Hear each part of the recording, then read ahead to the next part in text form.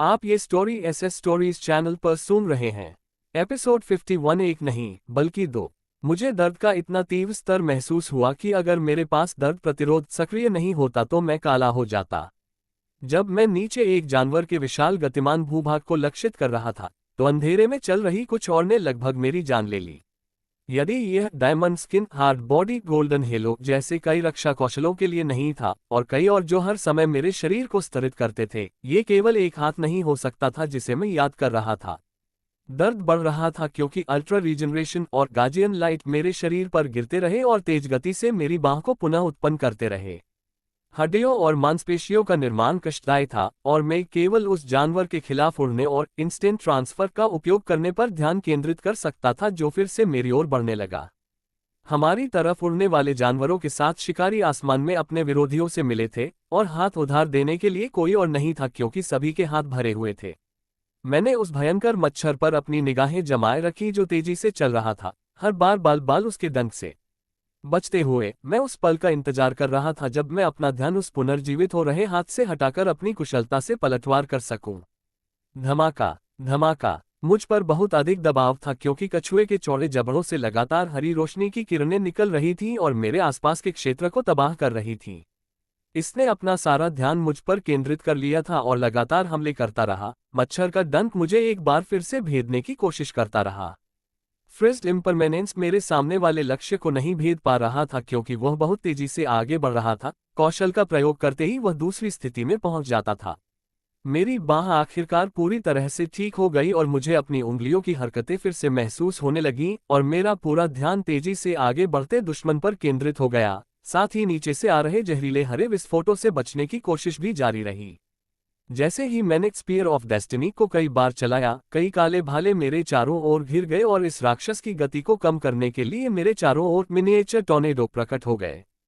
तेज हवाओं ने इसकी उड़ान को प्रभावित किया क्योंकि यह लगातार मेरे करीब आने की कोशिश कर रहा था और जहरीले लेजरों से बचते हुए बिल्ली चूहे का खेल आसमान में फिर से शुरू हो गया। लाइटनिंग हैंड अपना पूरा ध्यान अपने आसपास के दुश्मनों पर केंद्रित कर रहा था क्योंकि वह दो रैंकबी टाइटन्स का सामना कर रहा था। वह एक विशाल युद्ध हथौड़ा चला रहा था जो बिजली की तरह चमक रहा था और हर वार से नीली बिजली की लपटें आसपास के दुश्मनों पर टकराकर उन्हें पीछे धकेल रही थीं। उसने अपना हथौड़ा दो टाइटन्स में से एक के सिर पर मारा जबकि उसका चेहरा आसमान की ओर था जहां एक भयंकर युद्ध चल रहा था। जमीन पर मौजूद राक्षसों की सेना शिकारियों के साथ पूरी तरह से युद्ध में लगी हुई थी और एडमिरल और उच्च पदों पर बैठे अधिकारी हर पल शिकारियों को आदेश दे रहे थे। टॉवर ढाल पकड़े हुए शिकारियों के बड़े समूह जानवरों के हमले को रोक रहे थे जबकि शक्तिशाली कौशल उनकी ओर डाले गए थे। आग के गोले, तेज हवा के ब्लेड और जलती हुई चट्टानें सुरक्षा को तोड़ने की कोशिश कर रहे राक्षसों की श्रेणी की ओर उड़ गईं। रैन के शिकारी किसी भी टाइटन को वापस रखने के प्रभारी थे जो दिखाई दिए ताकि रक्षा रेखा टूट न जाए। उनका काम महत्वपूर्ण था क्योंकि एक भी स्थिति जो खो गई थी वह भी बहुत सारे हताहतों का कारण बन सकती थी। उसने अपने युद्ध के हथौड़े को अपने पास के शेष टाइटन की ओर घुमाया क्योंकि बिजली के झटके में उसका सिर फट गया और वह एक और भी बड़े बॉस की ओर बढ़ गया जो रक्षा पंक्ति की ओर अपना रास्ता बना रहा था। एक विशाल काला ईगल सबसे पहले इस बड़े जानवर के पास पहुंचा। उसके नुकीले पंजे जानवर की सुरक्षा को काट रहे थे क्योंकि उसने अपने पंखों को घायल करने के लिए तेज तलवारों के रूप में इस्तेमाल किया था। लाइटनिंग हैंड के मुंह से एक दहाड़ निकली क्योंकि हेरल्ड ऑफ लाइटनिंग डाला गया था। उसका हथौड़ा जंगली शक्ति से निकल रहा था क्योंकि बिजली की गेंदें उसके झूले के साथ आगे की ओर उड़ रही थीं। टाइटन की छाती पर टकरा गईं और उसे वापस खटखटा दिया। काले चील ने अपने चौड़े पंखों से झपट्टा मारा और घायल जानवर के सिर को काटते हुए हत्या का झटका दिया। बिजली के हाथ ने मोटे तौर पर सांस ली क्योंकि उसने इस ईगल पर सुनहरे बालों वाली महिला की आकृति पर सिर हिलाया क्योंकि वे दोनों युद्ध के मैदान में अन्य स्थानों की ओर बढ़ रहे थे। उनकी आंखें कभी कभी बवंडर, हरी रोशनी की किरणों और काले भाले के भयानक दृश्य को देख रही थी जो आसमान में चारों ओर फेंके जा रहे थे। उनके झगड़े खतरनाक थे लेकिन रैंके से ऊंचे दो जानवरों के हमलों के केंद्र में आदमी के रूप में क्रूर कुछ भी नहीं था। स्टील मिखाइल एक चमकीले नारंगी मोनोलिथ में प्रवेश करने वाला था जो साम्राज्य की राजधानी के पास एक पड़ोसी शहर में एक रैन के कालकोटरी का प्रतिनिधित्व करता था। उनकी टीम उनका इंतजार कर रही थी जब उन्होंने मुड़कर दक्षिण की ओर देखा। केवल साफ नीला आसमान था लेकिन उसने महसूस किया कि वहां कुछ बहुत महत्वपूर्ण शुरू हो गया है। उसका दिल तब धड़कने लगा जब उसने रैन से आगे निकलने वाले जानवर के बारे में सोचा कि शिकारी अब सामना कर रहे होंगे। वह खुद केंद्र में रहना चाहता था, लेकिन साम्राज्य भर में कालकोठरी टूटने से रोकने के लिए उसकी ताकत बेहतर अनुकूल थी। ये कालकोठरी आज पहले से ही उनका तीसरा था जिसमें उन्हें बुलाया गया था। यदि वे यहाँ नहीं होते तो उन्हें अपने लोगों के जीवन को काटने के लिए जानवरों के बाहर से आने का इंतजार नहीं करना पड़ता। उन्होंने अपने विश्वास की पुष्टि की क्योंकि उन्होंने दक्षिण में होने वाली लड़ाई के लिए शुभकामनाएं दी, क्योंकि उन्होंने और उनकी टीम ने चमकते मोनोलिथ पर अपना हाथ रखा और गायब हो गए। पीछा करने का खेल हवा में जारी रहा क्योंकि विचित्र मच्छर ने ठंडे तत्वों के भाले और विस्फोटक विस्फोटों को चकमा देना जारी रखा, क्योंकि यह लघु बवंडर की तेजी से घूमने वाली हवाओं के चारों ओर पैतरेबाजी कर रहा था। मुझे हवा में दुश्मन के हमलों से बचना और चकमा देना था, साथ ही जमीन पर एक जानवर के टाइटन के जहरीले विस्फोटों से भी बचना था। मेरी ऊर्जा अभी भी उतनी ही असीम थी, हालांकि मेरे मंत्र बाहर फेंकना जारी रहा जबकि विचित्र मच्छर की गति धीमी हो रही थी। जैसे ही उसकी हताशा चरम पर पहुंच गई और उसका शरीर हरे रंग की रोशनी में चमकने लगा, मेरे कौशल ने जानवर पर बारिश करना जारी रखा ताकि वह जो कुछ भी करने की कोशिश कर रहा था उसे रोक सके। उसके शरीर के चारों ओर की हरी रोशनी सघन हो गई क्योंकि यह तेज हो गई और बहुत अधिक जोश के साथ मेरे पास आए। मैंने सोचा कि मैं इस जानवर को मारने के लिए कैसे हमला कर सकता हूं, क्योंकि मैंने इसे अपनी ओर गति से देखा था। केवल एक पल के लिए भी इसने हिलना बंद कर दिया जब उसने पहली बार मेरे शरीर पर हमला किया। मेरा दिल एक जंगली विचार के रूप में दौड़ गया और मैंने इसे लापरवाही से लागू किया क्योंकि मैंने देखा कि डंक फिर से मेरी ओर आ रहा है। समय धीमा लग रहा था क्योंकि मैंने अपने शरीर को बगलों में स्थानांतरित कर दिया था, लेकिन पूरी तरह से चकमा नहीं दिया। डंक मेरे पेट के दाईं ओर से छेद कर रहा था क्योंकि मेरे हाथ उस जानवर को पकड़ने के लिए आगे बढ़े थे जिसका सुई जैसा उपांग मेरे शरीर में कुछ समय के लिए दर्ज था। 3 गहरे स्पंदित भाले मेरे सामने कीट के शरीर में घुस गए क्योंकि बर्फ के तत्वों का एक विनाशकारी विस्फोट हमारे बीच खिल गया और हम दोनों को अलग कर दिया। यही नहीं, मैं सदमे के लिए तैयार था। गार्जियन लाइट और अल्ट्रा रीजनरेशन पहले से ही कई बार डाली जा रही थी क्योंकि मैंने घायल कीट को देखा था जिसने अपने पूरे शरीर पर हरा मवाद लीक कर दिया था। यह हवा में लड़खड़ा रहा था क्योंकि यह खुद को नीचे के विशाल नुकीले कछुए की ओर खींचना शुरू कर रहा था, जो क्रोधित हो गया था क्योंकि जहरीले हरे बीम के 3 विस्फोट मेरी ओर मारे गए थे। एपिसोड 52 तलवार मास्टर। काजुहिको ने अपने सामने विरोधी शिकारियों को देखा क्योंकि उसका कटाना अधिक खून के लिए प्यासा था।